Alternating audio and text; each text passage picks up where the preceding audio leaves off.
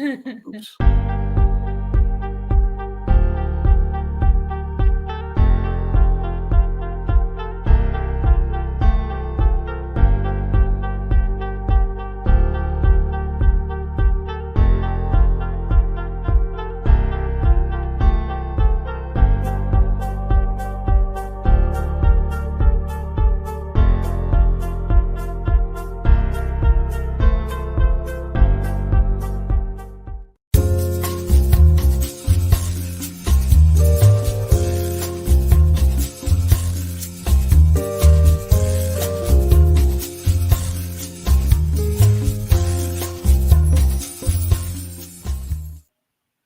Okay, hey, welcome everybody. It is 7 o'clock Wednesday night. Sci-Fi Distilled. Welcome back, Mary Beth, and welcome back, Bruce. Hello. We are jumping back Yes. into our Tom Cruise Again. month after Jumping last back week, again and again. after last and week's again. detour, and what an awesome detour it was.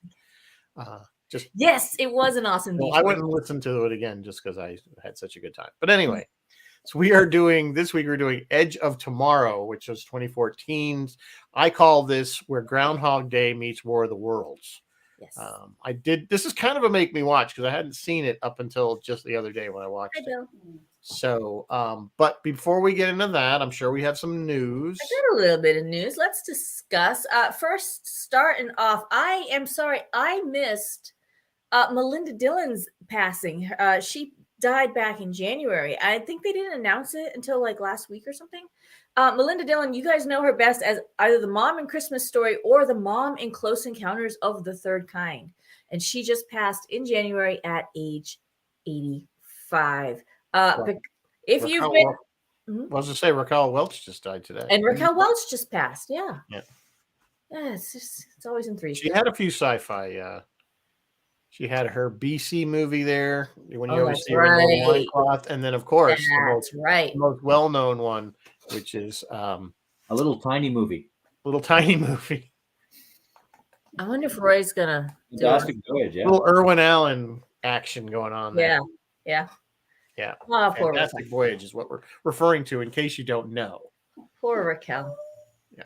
Well, anyway, she was 83, I think. Yeah, she was in her 80s as well. 82, 83. Oh gosh, she was good run. A good run, folks. Good run. Anyway, sorry. Continue with the news. It's all good. If you guys have been under a rock or something, tomorrow, Picard season 3, like you didn't already know. Very, very anticipated. It's new uniform, folks. Go out there and buy those new uniforms. Go get CBS. I am. CBS got bills to pay. Excited for this and quasi dreading it. Like it could go either way, and I don't know. I've heard enough good things from. I know what you're saying. I'm in the same boat. I'm like gonna watch it, like kind of like. Yeah, but I think it's gonna be the best season out of the 3. Whether it is great, we'll find out. But I hope so. You know, really Okudas and Drex are all saying it's really good. There's a new character I'm very nervous about. I am not excited. You can tell.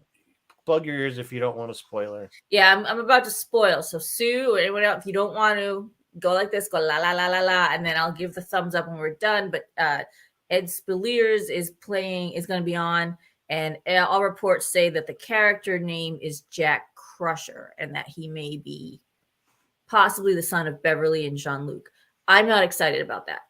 I think that's David Marcus 2.0, and I think that's boldly going where we've already been before. Well, we've kind of, like I was saying, CBS/Star Trek Paramount likes to go back to the well. They go back to the that same. Is their MO is they go back to the well. I think they go back to the well way too much. Back to the same screenwriting we've already been to before. And then they just add a new uniform so they could sell those. Yeah. A new badge, new comm badge, new ships, new phasers. Yeah. Because they've got Star Trek fans nailed. They'll buy it. Like my wife said, they put Star Trek on a pile of dog shit. Somebody will buy it. She ain't wrong. All right. Spoilers are over, so I'm thumbs up for those of you who muted. Moving on with the news. Mandalorian, March 1st. We already know that. Avenue 5. How what? I said I'm very excited about Mando. I am too. They always do well. Avenue 5 joins Westworld and Raised by Wolves, getting the big old axe. They're on the chopping block, or actually, they've been chopped. They've been canceled. I loved Avenue 5. It was. I watched, I just kind of binged that sort of like I watched it and yeah, you it's got to okay. binge it. It's okay. It's really, It's really nice. I okay. like that kind of humor, though. Yeah, it was getting a little silly. It was a little silly, but that was the whole point of it. Yeah. But I mean, come on, HBO. Like, you dump those and you're going to keep Velma? That sucks. Like that. I didn't watch. I watched like the first 30 seconds of Velma and went, no. I watched the first episode and went, no. We got our first look at Lady Gaga in the Joker sequel. There's a shot of her on Insta with Joaquin Phoenix. We think she's playing Harley Quinn. I kind of don't care. Like, I don't know why, but I'm just not jazzed for any of that. Whatever. IDW Publishing Comics announces a new motion picture era original series comic. It's called Echoes. The 5-issue series pits Kirk and crew against their deadly doppelgangers. So another Kirk and crew, and they're going to fight with each other. Chris Pine and the gang? No, Kirk. No. Sorry, William Shatner. It's motion picture era. So it's them in pajama uniforms. Doppelgangers, In their not those doppelgangers. They're actual. Oh, maybe it is a Pine doppelganger. I don't know. I didn't see any pictures. Whatever. They're running around in the pajamas again. So that's what it is. Emma Roberts. Uniforms ever. Yeah, they are. Emma Roberts is set to star alongside Lawrence Fishburne in a new sci-fi thriller called The Astronaut. Emma comes back from some mission, and although she seems to be getting back into life on her home planet, she begins to see and hear things that don't seem to be from our world. And she fears something extraterrestrial has followed her back to Earth. Didn't we already have this movie already? And it was a male. That sounds sort of familiar. Yeah, that, again, boldly going where other screenwriters have been before. Well, they're just running out of ideas. There was apparently some kind of big sports ball event this weekend, and there was a slew of trailers, promos, ads, whatever. During it, we had Guardians of the Galaxy, Flash, which had Michael Keaton Batman. Everyone got excited about that. Ant-Man and Wasp: Quantumania, Indiana Jones: Dial of Destiny, the Dungeons and Dragons thing. That one does have Chris Pine. Scream 97, Fast and Furious 117. The Transformers, the Mandalorian thing, 65, which is that Adam Driver one, where he goes back in time and there's like dinosaurs, but he also has like technology. It's weird. The Super Mario Brothers, and then some of the notable ads is the Adam Driver, where there's a million Adam Drivers, the Caddyshack one, the Clueless one, and a big fist to Farmer's Dog for making us all cry. And that this evening. What was your favorite? Did anybody have any favorites? That this evening is the news. They were the ads were, I think, mediocre at best. I agree. There was a few that were pretty good. I agree. I did like the Dodge electric truck commercial that was done like a Viagra ad. Thought that was kind of clever and funny. Premature electrification or something. They were. Yeah, there were a couple of cute ones, but for the most part, I wasn't feeling it this year. But it wasn't the heyday of those ads. I think of. I agree. Yeah, I'm told it was the chefs, Great Googly Moogly, who won. So, go chefs. Anyway, what do we have to drink tonight? What do we have to drink tonight? This one I called. I thought it was kind of a death in the afternoon, since like it's a lot of dying that goes on. And it's pretty simple. It's just absinthe and champagne. I don't think it would taste very good, but maybe somebody will find it interesting to try it out. Of course, you can't get the real absinthe anymore. That's the you can't. PC nanny state absinthe. Come up north, we got it. Oh, we have absinthe, but I guarantee you don't have the stuff that the original stuff that had the. I forgot what originally was in it, but there was a chemical in it that was probably illegal at most places. So, you can buy absinthe here. You just can't. They don't make the original, the stuff that was at Van Gogh would drink. Yeah. That doesn't exist anymore. Hello, Martin. Hello, Dennis Hotston and Dennis Chevalier. Yes, hello, Jeff Rubel. Been slacking on our hellos, but hello, everybody. And hello, Sue. I hope I gave you enough warning before I started spouting off. Okay. Tom Cruise. Let's talk about Tom Cruise. So I saw this film, and again, I having come into it cold. I knew there was some kind of like looping thing where he keeps reliving the same day. But that is all I really knew about the film. And it was entertaining. It's got a ton of action, good special effects. Yeah. The story is for the most part interesting, I guess. I'm glad it didn't because I think the first 20 minutes, half hour where he's kind of just really reliving the same day over and over get a little. I'm like, oh, please don't make 2 hours of this. And then they quickly got out of that though. They did move out of it, but Yeah. I found that to be the funnest part. As they move Well, forward. because the point is that he's not a soldier; he's just some PR guy that He gets was thrown quite on the beach. funny. I found a lot of really funny moments. I was a little confused though, like that initial meeting with the general, where the general saying you're going to be on the beach. Basically, it's like Normandy Beach kind of thing. And I'm like, well, why was he sending? Like, well, I don't know. Did I miss something? What was the general's motivation for sticking him there, even knowing that he probably would die within 30 seconds? I don't think they thought they were going to win. Well, no, the thing is that, any of these things you have to cover by PR. You got to have these people in there. But he should have been way at the back. Yeah, usually your embedded journalists aren't right at the. Some of them will be, but those are usually very. And they did not know it was an ambush. Like they did not know. No, they didn't. But the thing is clearly they've only had one battle that they won before. The Angel of Verdun. But the thing is that, because of his attitude and everything, instead of being way at the back, he's way at the front. Yeah. So clearly he's got a chip on his shoulder. Which and then the ridiculous part, I thought it was absolutely ridiculous of him to try and blackmail the general to get out of it. I'm like, you're an idiot. Yeah, he was an idiot. That was the stupidest. He was pretty spineless. Like, you really think he was just going to sit there and take that, right? Yeah. Yeah, that's Brandon Gleeson. Brandon plays a lot of fantastic roles. This is not one of them, but when he first wakes up on the pallet, which is where the loop starts. Yep. And you kind of immediately, I'm thinking he's in some kind of simulation. I didn't, of course, know that.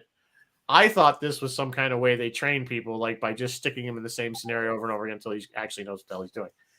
So that's initially where I thought it was going. I didn't realize, of course, that it was the alien weird.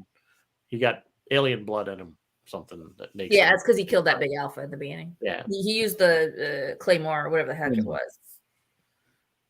Is that how he killed it the first time? Yep. It came off the other guy's chest. Right. I remember the other guy. Enemy, remember? Yeah. Yes. Well, that's what it does say that on the claymore. Actually, it does say that. This Dort's enemy. A real claymore does actually say that. So, well, you don't want to get it wrong. Because it is a directional thing. If you're within that range, I don't think direction matters. I think there's just going to be. But it's directional. It does go forward. It goes that way. It's the way it's designed. What made the beginning awesome was Bill Paxton basically reprising his role from Aliens. Like if that guy lived. But see, that's all I kept saying. I kept thinking every time I saw Paxton, I kept saying, we're all game over, man. Game over. That and his character from what was the one when he was with George Schwarzenegger and Jamie Lee Curtis there from the 90s. True Lies. I got a little dick. It's pathetic. True Lies. True Lies. Those are the two things. Every time I think of Bill Paxton, those are the two movies. Add that one to our list too. We need to do True Lies at some point. True Lies, especially since it's coming out with a series now. Not really sci-fi though. It is kind of in a way. But we diverge every now and again. Anyway, so so overall, I enjoyed the movie. It entertained me. Again, I kind of can think of this as a popcorn film. If you like action, you got plenty of it. I will give them props for the special effects of the actual mimics. That must have been some serious. It was because they had to keep track of all those tentacles. They wrote a program especially to keep track of the tentacles, and they designed it to look like obsidian. Like they wanted to look like the shiny black hard rock obsidian, and they kind of did, rather than say barbed wire. But they were kind of barbed wired and chains. They were like barbed wire and chains, but made out of obsidian kind of thing. Very weird. Yeah, it was very well. They move so fast, you never really get a good look at them. Yeah. No, yeah, that's true. That's true. It's kind of weird what the alpha.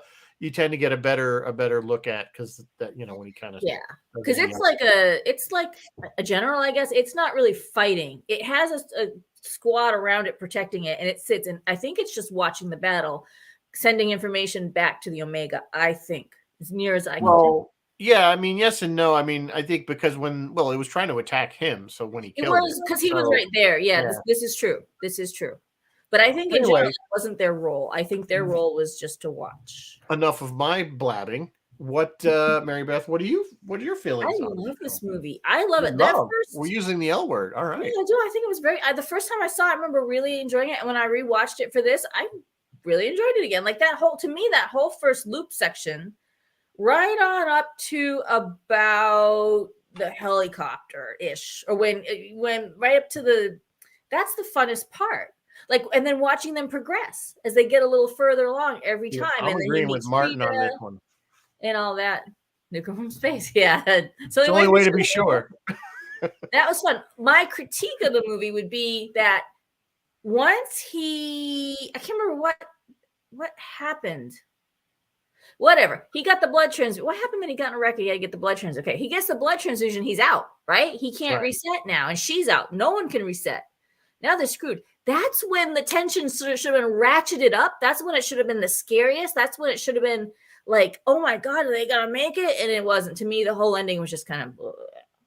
But I love. Well, he got into this thing where he started to have feelings for her, and he wanted to protect her, and he was trying to figure out because when they get to the farmhouse, he knows that every scenario he's tried, she gets killed. Yes. They actually didn't have an ending. They actually wrote the ending while they were going through the movie, and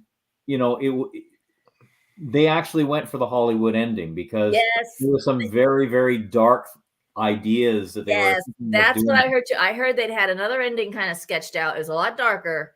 Like they didn't make it. They all died, and it just wasn't gonna play. And so they went for you can't. That's not why we go to the movies. Okay, that's not why we go to the movies. So they had to go for the win the day, and the guy gets exactly. That's what people want. People don't want to see. Oh, we lost. But just the very end, I really would have liked a little more tension, a little more scary. Well, what I thought at the very end, when he's got this bandolier of grenades, and he's going to throw them down at the Alpha, which apparently swallowed them because he thought they were like Tic Tacs or something. Oh, the Omega, yeah. And I'm like, that's all it took. It was a handful of grenades. And I'm like, they could have just sent in a cruise missile straight down in there and blown the thing up, and that would have been the end of it. You're absolutely right. You're absolutely right. I thought they should have. I agree. So I'm saying, nuke it. Nuke the whole Louvre. Nuke it from space. Which is another ridiculous thing. Why the Louvre? Why did they pick the Louvre? Why did this thing decide the Louvre? Because it wasn't where it wanted to live in Germany. I don't. You know why? I'll tell you why. Because the writer said we need a building that's people can identify right away just by seeing the building.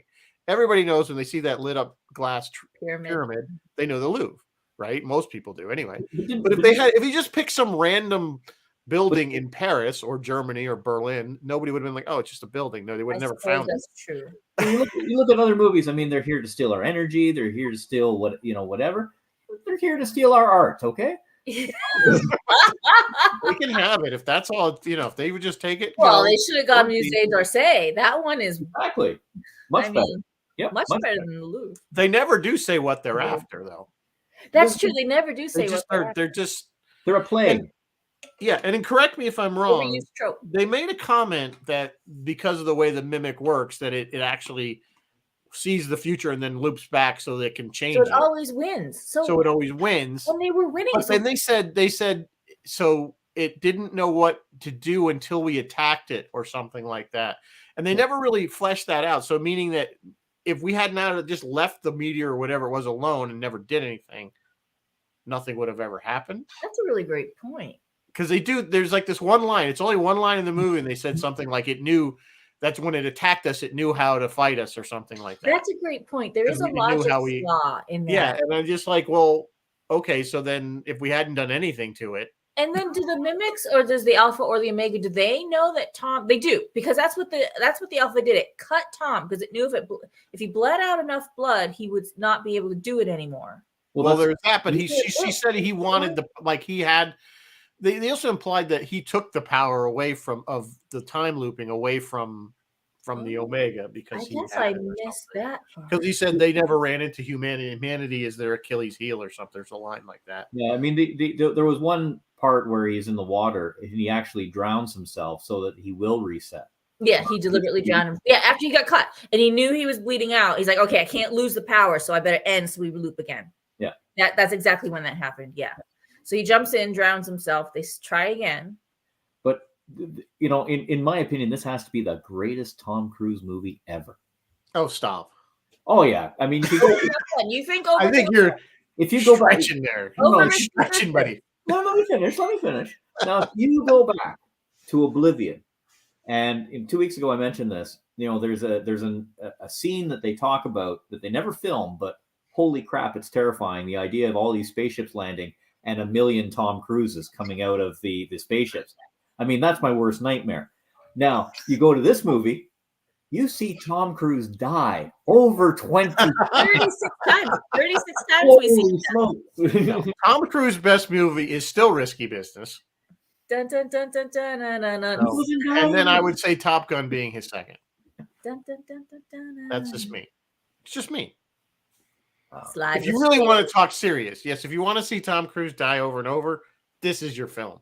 The best quote I saw about this film was they were saying that, you know, they wanted to make it darker, they wanted to make it more serious, and Tom Cruise came in and said, look, you know, we've got to have some humor in here, you know, let's see how crazy these deaths can be.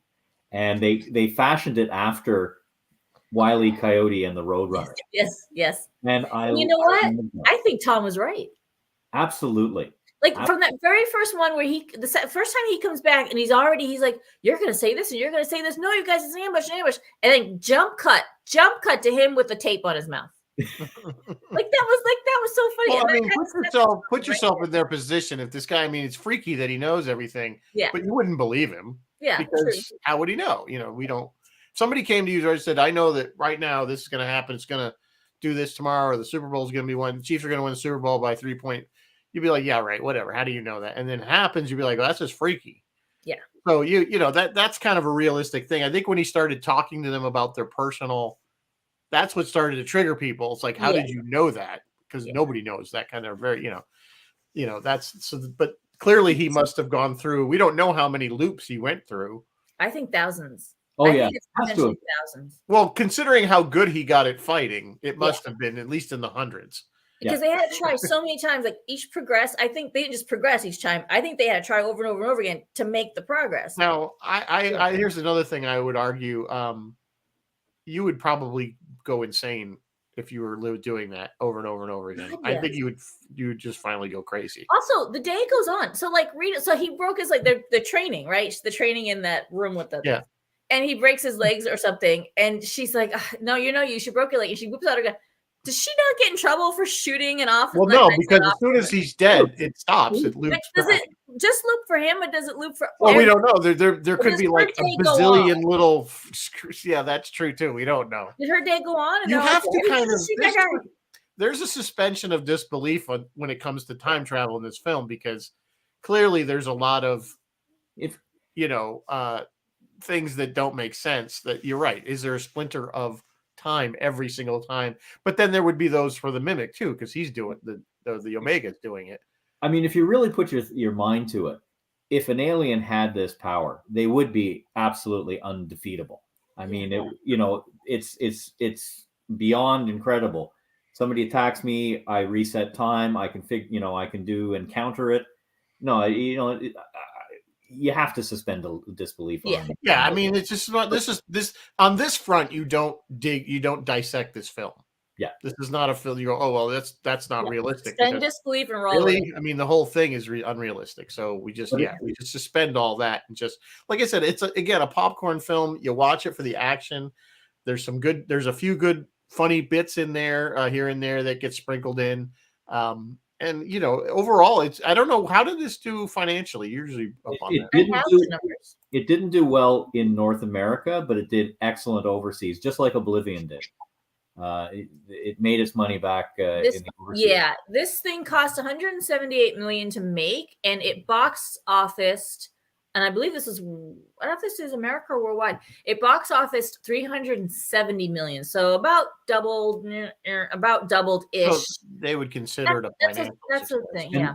And there is talk about doing a sequel. There has been talk about doing a sequel for a while. Tom Cruise did this thing literally a week after wrapping Oblivion. Like, he literally went from Oblivion directly to this. So he does get cast. I never thought about it, but he does get cast in a lot of science fiction movies. More than you would think. I just, it's just when you start to, like you said, you start to kind of add them He up. does You're stuff like, Show Me okay. the Money. What was Show Me the Money? That was The Color of Money. The Color of Money. Money. No. That was No. What was it? That was Show with Me Cuban the Gooding. Yeah. Cuba. Yeah. Somebody come on now. Somebody out there knows the name is. Yeah, I mean he does a little action. Well, action. I mean, Rain Man. Mission Impossible. He's done. There's probably one of his best films. I forgot Rain about Man. Rain Man. Rain Man's a good one. Jerry Maguire. Jerry Maguire. Thank you. Yes, thank you, Sue. Rain Man's excellent. The Mission Impossibles, that's action. The Top Guns, that's action. Yeah, I mean the man, and he does his own stunts now. He's into that. So yeah, I got to put Rain Man as the top. Although Dustin Hoffman really steals that. He's Dustin kind of a Hoffman. supporting actor.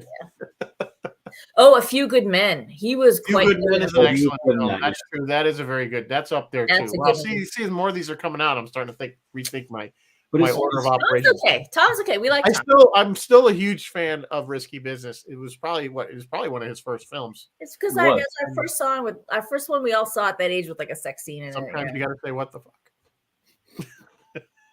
But it's interesting that they did Oblivion and this movie back to back. I mean, there's some real similarities, but they're really, totally opposite. I mean, Oblivion. Yeah, in the whole. Yeah, absolutely. They have a different pacing. This character has a huge arc where he goes from being a spineless twat in the beginning, trying to bribe the general, to being the hero at the end. But the Oblivion character has an arc. It's just not.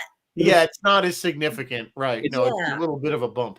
It's also a very still, quiet movie. Yeah, Oblivion. And when it goes noisy, it's sort of like, whoa, this is the opposite. It's noisy. It's noisy from the get-go. Yeah, this thing hits the ground running pretty quick. It hits the ground running because they give you the preamble is not very long. This meteor hits the thing, and they take over Europe, and we call them mimics because they always seem to know what we're going to do or something. I don't know. The fun thing is at the very beginning, it's Tom giving a PR spiel at the beginning. Actually, he's the one talking about the Angel of Verdun. And behind him is the screens, the NORAD screens, and it's from the NORAD from War Games. Yeah. So that's how old that is. They probably stuck that in on purpose, I would think, as a kind of a homage. I think my biggest criticism with Oblivion and Edge of Tomorrow is really the titles. To me, they don't convey the film. I agree. You could almost. No, I don't know if there was any alternate names for this film. I don't know why this thing was called Edge of Tomorrow. On the Blu-ray, the name of the film is Live, Die, Repeat.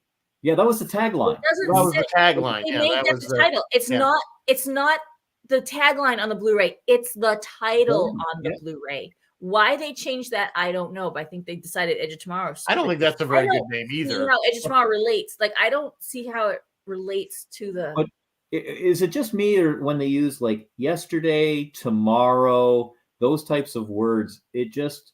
It doesn't give me a sense of what the story is about. Do you remember the Chris Pratt? Did you see that Chris Pratt movie that just came out tomorrow? Yeah, and that's what I got. Remember, I got the names of those confused when you told me. I'm like, which is it? I forgot because I kept forgetting the name of this one. Tomorrow War. Yeah, and that's a loop. But now we're going to loop to the future. That's when people in the future are fighting war, and they go back in the past to get people come fight for us, which is really screwed up.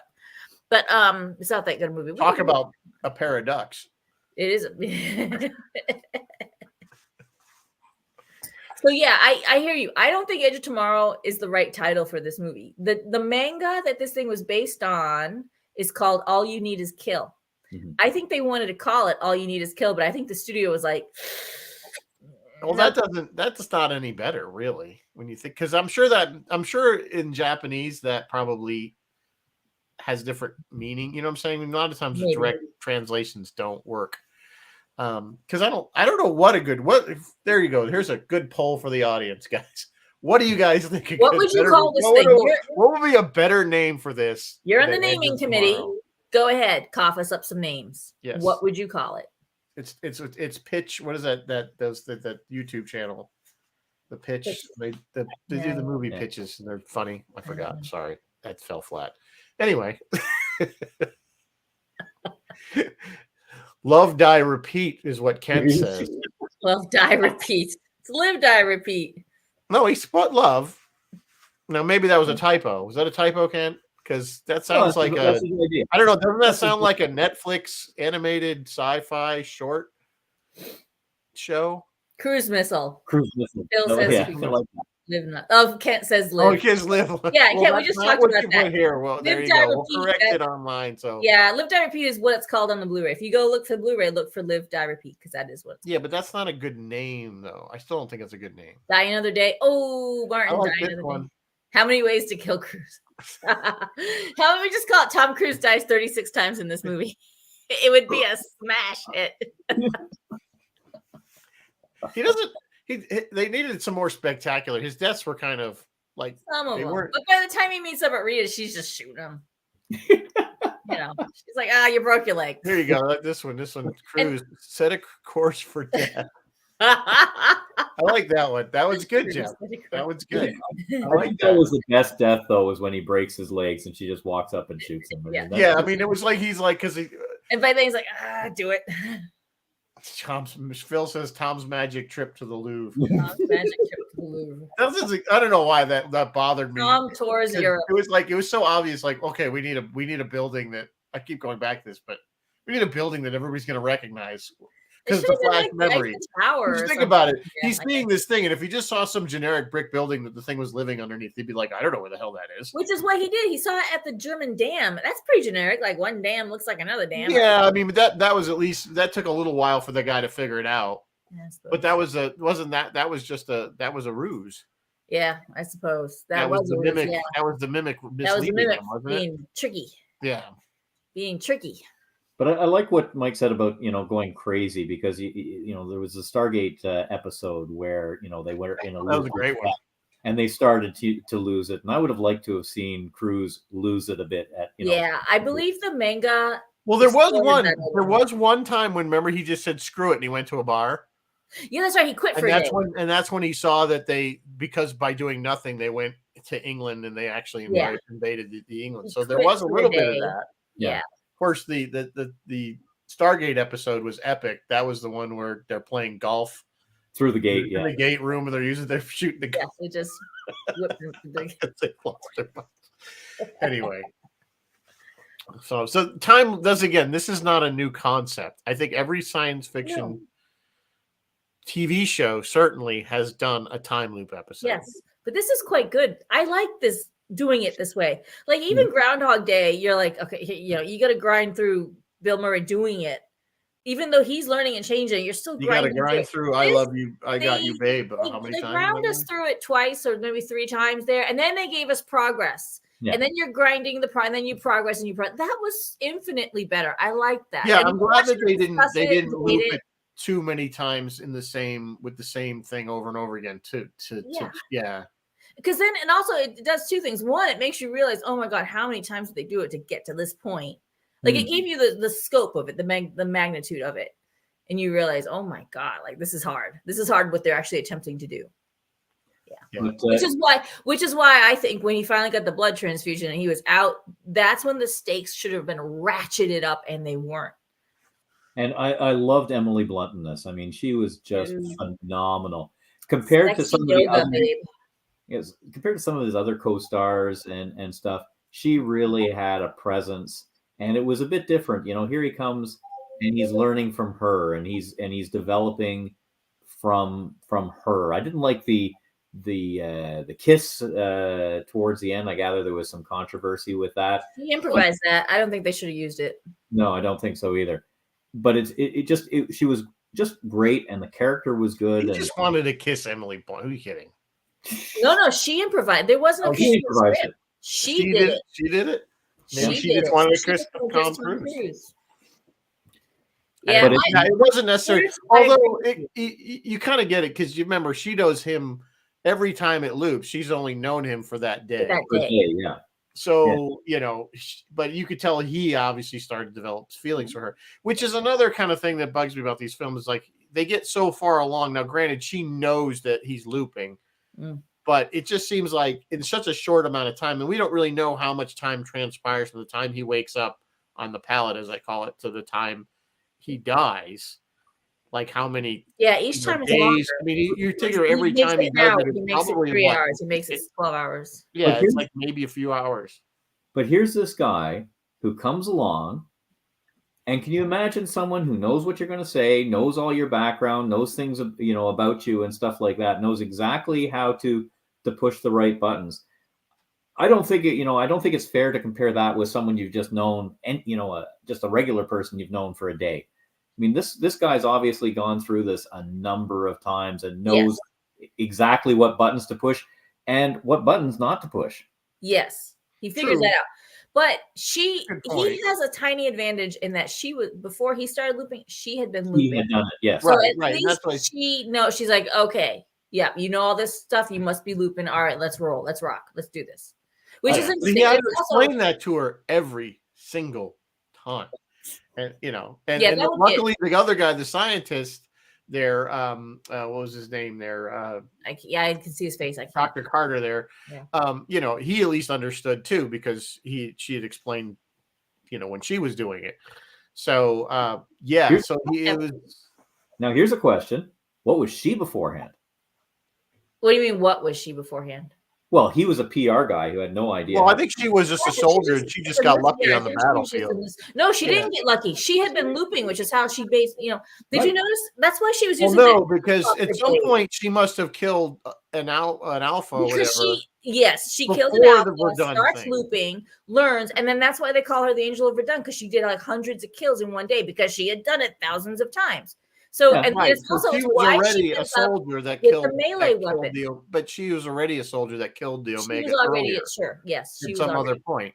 Can you imagine being just someone on the side and you go, okay, here's an average soldier, and all of a sudden in a day she becomes this Angel of Verdun, and then you got this PR dude who who couldn't hurt a fly, and then by the end of the day He suddenly, but they were crediting the mech suit. They were crediting the exosuit. So Yeah. You know what I mean? They were like, we have this great new weapon, this exosuit, and that's how we got Rita Vertasky, the Angel of Verdun, who's credited with thousands or hundreds of kills in one day. And she kept running out. That's why, incidentally, They she almost was implied that she was the only one wearing it, though. Like because he said, like, imagine what one person did with it. Imagine if when we have hundreds wearing these things. Like they implied that there was at Verdun there was only a few. Oh, maybe there were only a few at Verdun, and then finally this battle was the first time they were deploying. The first time where they were going to unload it. Oh, I didn't catch that. Where they were able to build a bunch of them. Anyway, what I was trying to say is she gave up on guns because she kept running out of ammo, and she would realize, I get to this point, I run out of ammo, I can't reload, I need a melee. Good point. I didn't notice that. But she uses a melee weapon because it's you notice it's a helicopter blade. It's a helicopter blade. Yeah. Yeah, that she picks up. Which is just wrong because it would shatter the first time you tried to use it in that way. That's what I was saying. Like, what is this thing made out of? Generally very good as a weapon. But I mean, it's they go back and I mean when you look at the original novel, I mean it was based on video games. You go in there and you try a scenario, you die, you respawn, you try something different, and boy, you go back and you start thinking about my old days with my Atari 2600, and you got into a sequence with some of these games where it's just right, jump. Right. Well, that's still in some ways, it's still that way with video games that you have to repeat a scenario over and over again. Okay, I got to dodge here. Because there's something that comes out there. You get to know how these things. That's true. It's a good example. It's a good comparison to what's happening. Is that basically he's like playing a video game over and over and over again and learning what the AI is doing every time to avoid like if for the first time he tried to save the heavy guy that didn't wear any pants. Yeah, because the helicopter thing comes and crashes and kills him. Finally, he's like, forget him. Screw I can't save him. I have other things. He realizes what he has to do. Well, he did save him a few times, but then he realized there's no point because he keeps dying over and over again anyway. Yeah. So why bother? But just kind of funny. So we haven't really talked about the cast. The cast, beyond Tom Cruise, of course, and Emily Blunt, and a little bit of Bill Paxton, who unfortunately is no longer with us. Who was awesome in this movie. And Brendan, as I said, Brendan Gleeson died. When did he die? He must have been right after this. I think it was because this was 2014. 2017 he died, so it was 3 years later. What a shame. He really was. Yeah, that was a tragic. That's when, you say a lot of people, we have older actors that pass, and it's always sad, but they are older and they had their life. But Bill wasn't that old.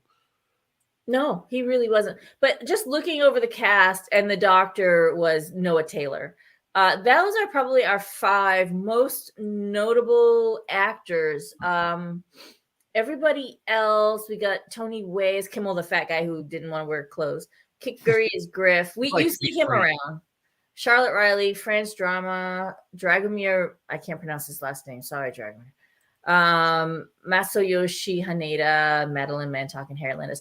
Yeah, these guys, because they filmed this over in Britain, and they were more Game of Thrones connections than there were Star Trek connections. So no roads. What roads to Star Treks do we have? None. Mostly no significant actors. No actors. A couple background actors, a couple background players, and lots of crew, and VFX. Yeah, we always run into that too with the special effects. You're going to run anything with long special effects. Crew, all kinds. So what were the so go while you mentioned Game of Thrones? What's the Game of Thrones? Oh, Fat Dude was in Game of Thrones. Fat Dude didn't want to wear clothes. I gotta pull him back up again because I didn't write him down. And the other guy was was it Kick? Or was it Jonas Armstrong? I don't know. Damn it, I don't know either. Fat Dude played in Game of Thrones. He's in Tracy Ullman's show a whole bunch. I don't see it. I don't see the Game of Thrones on his I know I saw it. I know I did. He was in 6 episodes. And I looked at the name and I didn't know who he was. Okay. All right. There he is. He played Dantos Hollard. Dantos Hollard. I have no idea who that is. It was season 2 and season 4. Well, and of course, Brendan Gleeson being the father of Domhnall Gleeson from Star Wars. Yeah. And Brendan played, we know Brendan, most people will recognize him as Mad Eye Moody, but he's done some fantastic. He did in Bruges. He did, Fat Dude was in Doctor Who too, just FYI. Gotta stop calling him that. Anyway, yeah. So, yeah, these guys are around, but they're around Europe a whole bunch more. Yeah. Phil says the Star Trek connection is that it's next gen cause and effect. Yeah. Well, that's true, but like I said, how many sci-fi shows over the years, different shows have done a time loop episode? It's like a staple. Like it's somewhere. If they run more than a season or 2, they're gonna have a time. Now, time loop.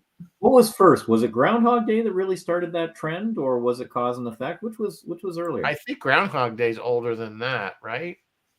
Oh yeah, I thought Groundhog Day was late 80s. Was it early 90s? But that's the first. Let's see. Star Trek original series didn't do a loop. No. No, but Next Gen did for sure. I know Next Gen did. Obviously did. Yeah. The one where Data had to figure it out, where they were looping and Data had to figure it out. Yeah. Yeah, it was Cause and Effect. That was the. Which is also they're usually good episodes. There's usually a bit of humor in there. But I think the Stargate one was one of the best ones. Though. Oh, absolutely. Now, Emily Blunt, okay, with her husband being Mr. Fantastic. Can we not see her as the Invisible Girl? I mean, come on, please. And if you ever see them together, they are absolutely hilarious. I have not seen A Quiet Place, and everyone raves about it. Just if you want to see her and her husband together, watch Graham Norton. They have an episode where they're together about the Quiet Place, and it is absolutely amazing. It starts off with, do you guys have like a celebrity name, being a couple and stuff? And he said, yeah, we've settled on Crunk.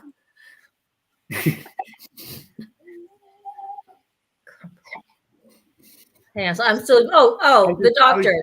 Noah Taylor was Locke in Game of Thrones for 8 episodes. I knew it was somebody else. Yeah, you're right. They are thinking of Phil. He was also in Vanilla Sky, interestingly. They were thinking of a follow-up to this. Live, Die, Repeat, and Repeat. Yeah, Live, Die, Repeat, and Repeat, which I think is stupid. So, I guess it's a good really good concept.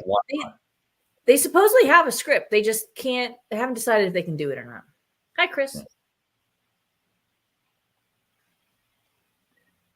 I'm It was sorry. absolutely in Bill and Ted. I don't remember there being a time loop in Bill and Ted.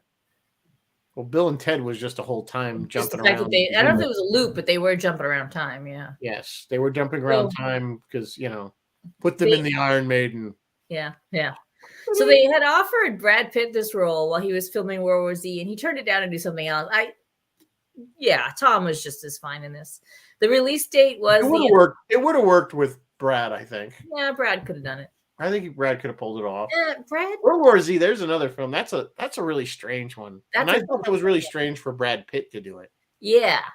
Maybe he's like, I need to up my zombie movie. I don't know. It was a weird zombie movie. The battle scene was obviously meant to be a D-Day type thing, and they did release the movie on the anniversary of D-Day, June 6, 2014. It was a real exosuit, for real, that people were really wearing, and it could weigh. They averaged 80 to 90 pounds, but it could weigh up to 120 pounds depending on the extra gear attached. The soldier, she's walking out, and there's a soldier who goes, bloody hell, it's the Full Metal Band, and she pops him. Yeah. That's her brother, her real life brother. But they did take that exosuit from Real Military Designs. We did talk about Rita's modified helicopter blade. We did talk about Hiroshi Sakurazaka's All You Need Is Kill. Well, it's very reminiscent of Ripley's loader that she used in Aliens. I just saw it recently. I should go find it. They were like the simplest weapons that work brilliantly in sci-fi, and that was the number one. Ripley's, like, not fancy, complicated gadgets, but like simple weapons. Ripley's loader was number one as the simplest thing that took down the enemy alien. Or whatever. Right. It wasn't meant to be a weapon. It was never designed to be a weapon. It was designed to be a to load cargo.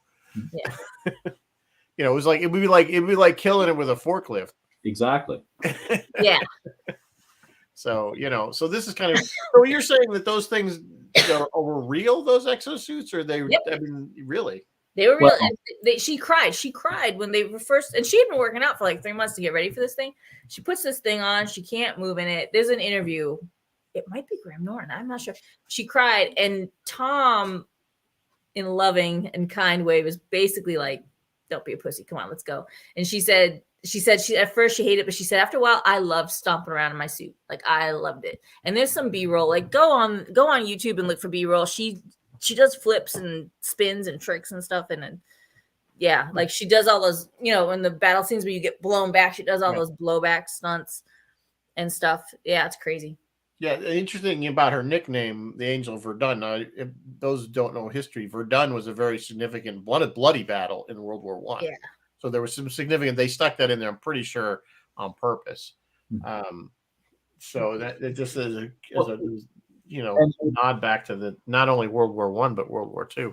And I mean, it's obviously honoring some of the big battles in Europe, Verdun, D-Day. I mean, it's very reminiscent, really, their beach landing of Saving Private Ryan, of just the noise, the confusion, and everything else. And it's very realistic. I saw someone saying actually that the landing, it was actually more reminiscent of the Starship Troopers novel than the movie Starship Troopers was. Oh yeah, Starship Troopers. Yeah, we've touched on that, how the book Starship Trooper and the movie Starship Trooper have very Starship. few things in common. The Starship Trooper battles is another one that is very D-Day-esque in its execution. Yeah. The novel, guys, the novel. But it's too bad because again, reading the research on this, that they weren't able to do it on a real beach. They had to recreate the beach at the studios where they did Harry Potter. Yeah, it was filmed mostly on Harry Potter Studios. And guys, go look for the VFX rolls. The VFX is quite good on this. They recreated this entire, like any super wide shot over either the base with like troops moving around everywhere, or the fight and the battle on the beach with craziness happening everywhere. That's most likely CGI, VFX, and it's excellent. I gotta say, it looks good. It still looks good. We're 10 years. No, not 10, 9. Almost 10, yeah, 9 years. Yeah, we're 9 years later and it still looks great, I think. Oh, absolutely. And just the whole military mindset and the and the Heathrow camp. Yeah, Heathrow Forward Camp. Yeah. It felt really right. I mean, that's they're bored stiff. They're playing cards. They're doing they've got some bootleg and stuff like But then that. they're dealing with Well, Bill we see Paxton. that, we'll see that same So, yeah. kind of scenario in any war film, particularly usually World War II films, where the soldiers are doing the same thing, whether they're on a ship going across the Atlantic because they're going to the European theater, or they're already there in England, waiting to be deployed. We see that kind of thing. So of course they took that from some reality, obviously, so that makes sense, and I think it works. Again, I think it's kind of funny that Bill Paxton, of course, he makes him eat the cards because what was that about? Generic prick, I guess. I don't know. But whatever, he played that. Well, it was the first time he kind of still plays. I mean, he's supposed to be a the scene where sergeant or whatever, but then he still kind of plays a bit of a doofus. Yeah, it's kind of like the scene where Cruise is doing the push-ups and he wants to roll under the truck to get away. And the first time he tries it, he gets hit by the truck. And Bill Paxton's like, "What the fuck were you doing?" Like, that was so funny. Yeah. What the hell were you doing? He didn't. I know he wasn't. His reaction wasn't, "Oh my god, this guy just got run over by a truck." No, like, idiot. So I will give him that one. That was pretty good. Bill Paxton kind of makes this movie. Like, he makes it in so many ways. I kind of wish the character had survived. Yeah, they could have. It would have been nice to have I would have liked to see him somehow be involved in the final battle. Be involved in the final battle. Yeah, somehow he comes through in the end. Yeah. Like whatever, like he finally believes him or whatever. Would have been neat. That would have been a neat little twist, I think. Hands him the grenades or something. Just something that he ends up he ends up holding that last line like and so those other two so they can get away. There was some scenes, that whole thing with the helicopter thing, the whatever you call it, the way it wouldn't fly, but we can make it go across water fast. That was kind of okay. Yeah, we're just gonna go forward really, really fast. Yeah, we can't control it except with the throttle.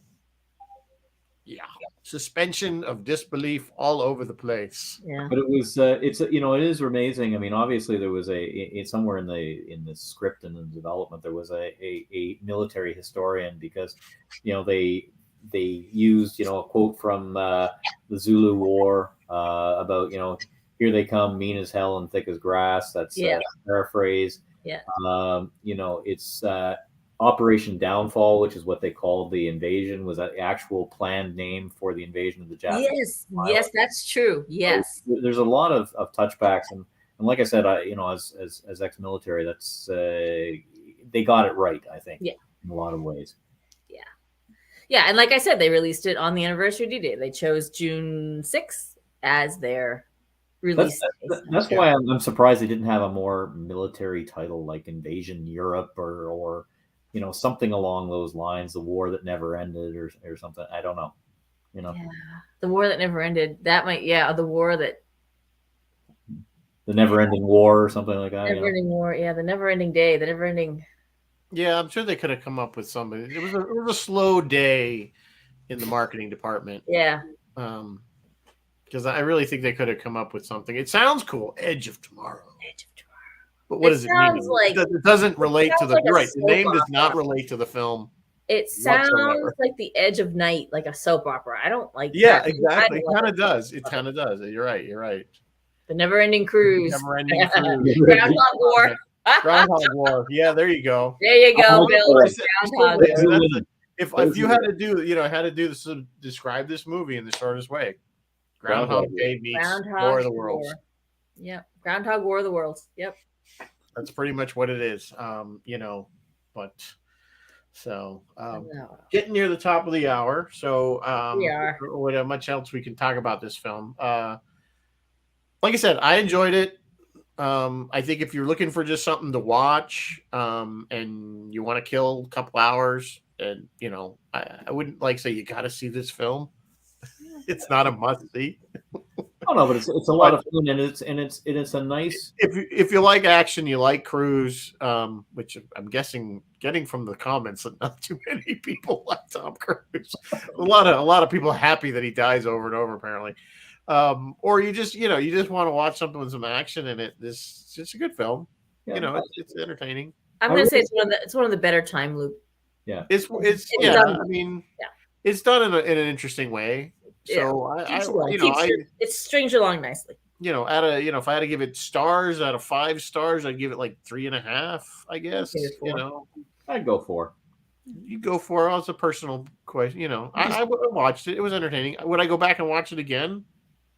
I have been surprised. Again, I'm Tom Cruise, not my favorite actor, but when this comes on TV or something like that, or I happen across it, it'll hold me. I'll continue. Yeah, to you watch stop looking. it. It's something. Yeah, it's funny you mentioned that because I don't think I've ever seen it on any of the. Oh, it's around. I mean, yeah.